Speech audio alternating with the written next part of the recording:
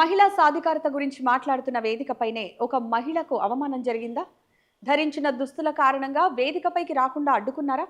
Delhi university వేదికగా జరిగిన నారీ శక్తి కార్యక్రమంలో ఇప్పుడు స్లీవ్లెస్ డ్రెస్ వివాదం పెను దుమారం రేపుతోంది. ఒకవైపు విద్యార్థిని ఆరోపణలు చేస్తుంటే మరోవైపు తోటి విద్యార్థులు ఆ వ్యాఖ్యలను ఖండిస్తున్నారు. ఏప్రిల్ 12న శ్రీరామ్ కాలేజ్ ఆఫ్ కామర్స్లో నారీ శక్తి థీమ్తో ఒక మాక్ పార్లమెంట్ ఈవెంట్ జరిగింది. దీనికి కేంద్ర మంత్రి మన్సుఖ్ మాండవీయ ముఖ్య అతిథిగా హాజరయ్యారు. ఈ కార్యక్రమంలో దౌలత్ రాయ్ కాలేజీకి చెందిన సారా శర్మ అనే విద్యార్థిని కూడా పాల్గొంది. జడ్జీలను సన్మానించే అరుదైన అవకాశం ఆమెకు దక్కింది. కానీ సరిగ్గా స్టేజ్ ఎక్కే సమయానికి సీన్ రివర్స్ అయింది. తాను స్లీవ్లెస్ దుస్తులు ధరించానన్న కారణంతో మంత్రిత్వ శాఖ అధికారులు తనను అడ్డుకున్నారని సారా శర్మ ఆరోపిస్తోంది. సారా శర్మ ఒక వీడియో విడుదల చేస్తూ సంచలన ఆరోపణలు చేసింది. కేవలం నేను వేసుకున్న బట్టల కారణంగా నన్ను స్టేజ్ మీదకు రానివ్వలేదు, బహిరంగంగా నన్ను అవమానించారు అంటూ ఆమె ఆవేదన వ్యక్తం చేసింది.